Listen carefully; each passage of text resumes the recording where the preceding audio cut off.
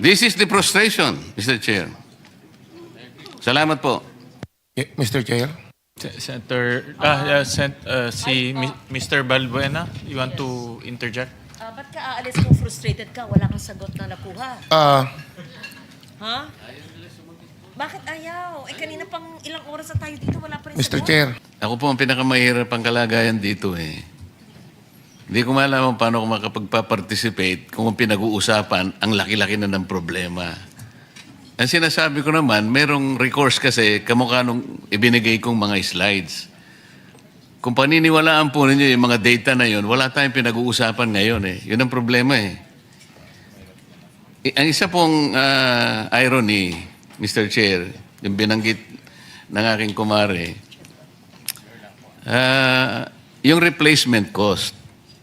Okay? So, gusto kong balikan yun. I want to belabor that kasi yung pong nakaraang hearing natin last Tuesday, maliwanag po na sabi ninyo, DOE, meron tayong 46 days for diesel at that time. Tuesday po ito. Sa kerosene naman, meron tayong 53 days. Ang pinag-uusapan natin doon, after 15 days, mula nung sabihin ng Pangulo na meron tayong 50 to 60 days inventory, biglang pumalo sa 110 pesos per liter. Ngayon, sabi nyo kanina, meron kayong monitoring function under RA 8479. Pwede rin yung gamitin yung EO 839. Meron kayong pwedeng gawin na mag-issue ng show cause order. Ano po yung una nyong ginawa? Tinignan nyo ba kung anong basis nung 110? Iyon po yung gusto kong balikan eh. O bigla na lang kayong naniwala, hindi kayo nag-validate, dati po nilang inventaryo yun eh. Paano po magiging 110 from 55? So kung ginamit po ninyo yung tungkulin nyo under the law, like kayo nagmo-monitor, ini-screen ninyo lahat, did you ask them to present, for example, documents na to validate na kailangan 110 na per liter? Kinuha nyo ba yung mga dokumento sa kanila na bumili na ba on the replacement cost ang basis? Paano po nangyari yun? Inventaryo po ang pinag-uusapan natin. Wala pa naman eh. Ang problema kasi sa replacement cost kasi, Mr. Chair, kahit na wala pa yung ibibili nila sa susunod na kanilang pagbili, ay dapat nandun na yung cost na dinidictate nung Argus at saka nung MAPS. Yun ang problema eh. Ito pong replacement cost, Mr. Chair, konektado po doon sa sinasabi nating rackets and feathers irony. Ano po ibig sabihin nun? Ito pong rackets and feathers irony focuses on the asymmetry of pricing. Where prices shoot like rockets when the global prices rise, but they fall like feathers when they drop. Ganun po eh. Sino po yung tinatamaan, di ba? Yung taong bayan. Can you explain that? Paano po naging 110 nang hindi nyo man lang nababalidate? Oh. Thank you very much. I mentioned to the director of the Oil Industry Management Bureau is to submit how the OIMB does its monitoring. But to answer it precisely, we can Hindi have... po, after 2 weeks, naging 110. So did you confirm that? Did you validate that na talagang bumili sila at 110 pesos per liter? O ginamit pa lang nila yung kanilang inventory because at that time, meron pa silang 46 days for diesel and 53 days for gasoline. Mr. Chair, because we always have the cyclic differential cost Mahihirapan ka dyan application. pagka dyan ka tumira eh. Ganito sinasabi ko, meron pa silang inventaryo. You take note, 46 days pa. Last hearing ito eh. Ibig sabihin, andun pa yung binili nila sa dating Correct. presyo. Ngayon, after 2 weeks, bigla nilang sumirit. Sabi nga nila. Yeah. 110. Na ngayon, nag-a-average na ng 126. Paano nyo minonitor? Paano nyo binalidate na totoo yun? Samantalang ang ginagamit pa nila ay inventaryo pa nila na binili doon sa dating presyo. Mr. Chair, because basically it's like saying that the diesel we consume is around 33 million liters per day. So mga 7 days po yan. At pag yan ho ang nabenta, they Hindi always, nga. the industry always... After 2 weeks ba, naubos na yung kagad ng inventaryo? 45. Hindi, yung dumadating pagka next week, Hindi, teka mo, ang puntahan muna natin yung inventaryo nila. After 2 weeks ba naubos ang inventaryo? Is that the assumption of DOE? no, it's Yung around pala, 7 days. saan binasi yung 110? That is the question. So, Mr. Chair, because they have to replenish again the 7 days. Yusek, hindi ka director. After 2 weeks, nandun pa yung inventaryo. Yes. Okay. Pero after 2 weeks, 110 na nga ang ginamit eh. So, inventaryo pa rin ang ginamit. How did you justify that? Because, Mr. Chair, yung binenta kasi na yun will have to be replaced right after next week. So, kinolekta ho yung amount. So, ang nangyari, ang nag-finance ang taong bayan. Hindi, sabihin mo, hindi yung... That's the way. Ulitin mo, yung sinabi mo. So, Hindi, ulitin mo yung sinabi mo. yes, it's really, Hindi, yung exactly. it's passed on to Yan na nga eh. consumers. Paano yung mga shareholders nila? Hindi sila gumagalaw? Ang taong bayan ang nagkakapitalize sa atin? Nandun pa yung inventaryo eh. Ito yung problema. Ngayon, hindi nyo ginagamit yung sinasabi ng batas na in periods of emergency, kayo ang gagawa ng paraan eh. As a matter of fact, pwede nyo i-take over eh. Hindi naman yun ang sinasuggest ng committee ito eh. We're all finding solutions to this. Pero itong mga questions nito, kasimple lang, hindi nyo man kayang sagutin. Mr. Chair, we would like to clarify that we are not here to dispute the business models of our oil companies. As a matter of fact, we are thankful for their sacrifices for this country. Kaya lang, it would appear that the business models are no longer responding to the crisis kung paniniwalaan natin yung binabanggit ninyong problema kinakarap natin. But until and unless we are able to validate yung data na pinresent ko kanina, we're almost 4 hours now since 10 o'clock in the morning, pwede nga yung vessel to tank eh. Gamitin nyo siguro Panamax vessel. Ang ano niyan siguro is about 100,000 metric tons per container. Wala man nagbabalidate po, Mr. Chair.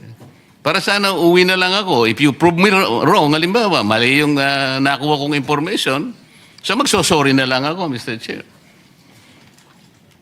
Pwede naman ako mag-sorry kung mali eh. And then hahabulin ko na lang yung tao ko, yung kaibigan ko na nagsabi sa akin ng gano'n. Bakit mo sinabi ito? Mali pala. Kasi gusto ko lang makatulong talaga eh. I wanted to be wrong kung mali talaga. But you have to prove me wrong. Government to government, hindi nga dapat mangyari yung pumunta nga. Andun nga yung tangke. Yung mga tangke ng 2 refineries. Rotterdam refineries produces, I think, 1.2 billion barrels, per day. At nandun ang kanilang tangke sa Singapore. Petronas also, andun ang tangke nila. Ayun po yung kanilang presyo. No, nobody is reacting to this. Pinag-uusapan natin yung problema at ang mga measures na gagawin natin without even going back and checking whether those data are valid or not. So, paano yung replacement cost? I already told you, kung papayagan natin yon after 3 weeks or after 2 weeks, 3 billion pesos per day. Did you check this? You say? Okay. No, did you check that it's 3 billion pesos per day ang income? Pireset ko kanina. But the collection this week was also used to purchase the the level, even higher level of products. Kinuha mo na kagad kasi dapat sana there should be a point where the replacement cost should begin. Saan ba magsisimula? The inventory should end where the replacement cost should begin. Ang nangyayari, ito nga, binil nyo na kagad ang taong bayan, 110 kagad, 2 weeks, nandun pa ang binenta ninyo, sarili nyong inventaryo. So, it is the public, it is the poor public. Ayan si Mr. Boss, ano ang pangalan mo? Si Mr. Balbuena kanina pa naglulupasay. So, Mr. Chair. Mr. Chair. Mr. Chair, we're not saying that that is right in the business the way it's but now you are not deregulated. answering my question, Director. Sagutin mo muna eh. Is the 3 billion pesos per day? 1 month lang ito eh. So per day ito, 3 billion. Yes, Mr. Chair. If the perspective, because it's a matter of perspective, if the perspective is to ensure that the 7 days used up this week will be replaced by next week immediately, then the oil company has to collect that level of collection to be able to purchase the 7 days replacement. So we can always go back to the 45 to 50 days supply. But if the perspective, again, if the perspective is you want to use up the 53 before you replace it, and that is very dangerous, then I think we can exhaust the 53 at that lower price. But the problem is if they're gone and the collection is very low, you can no longer replace the 53 days.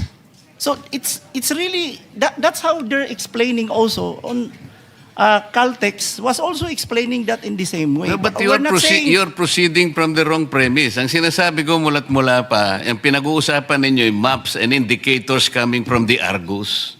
Okay? Yun ang basis ng replacement cost. Okay? Ito yung spot market ninyo, itong trading floor ninyo.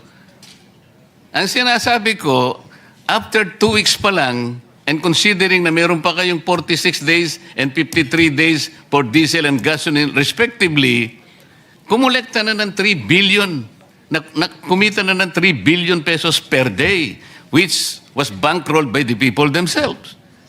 This is the irony. Ngayon, ano yung role ninyo in the period of emergency and national interest is involved already? Ba't ang pinag-uusapan pa natin replacement cost na kagad? Ito muna ang sagutin ninyo. Is it reasonable? Is this reasonable? In 2 weeks' time? Mr. Chair, again, it's a matter of perspective. When the law says that we may direct the operation, we have to be mindful of again, on price, we have to be mindful of allowing the oil company to be able to replace it on a weekly basis. Okay. Isara natin ang argumento. Did you check the oil companies? Kinuha nyo yung document?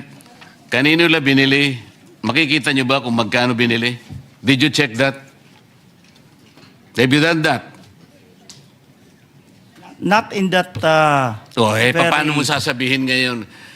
Katungkulan nyo ngayon, if you are screening, if you are monitoring, okay, sabihin na natin replacement cost. Ali kayo mga kaibigan. Pwede nyo bandalin yung inyong mga ICPO. Tingnan natin kung saan nyo binili. Binili natin kay ganito, ito po yung presyo. Ganito. At least chinek natin. Now I am asking you, nag-check, sabi nyo hindi. So ano yung monitoring? This is the frustration, Mr. Chair. Salamat po. Mr. Chair. Senator, Mr. Balbuena, you want to interject? Ba't ka aalis kung frustrated ka? Wala kang sagot na nakuha. Ha? Bakit ayaw? Kanina pang ilang oras na tayo dito, wala pa rin Mr. sagot. Chair. So go ahead. Opo, malinaw dun sa na inventaryo pa lang nila yung itinaas nila ayon dun sa pag-uusap po.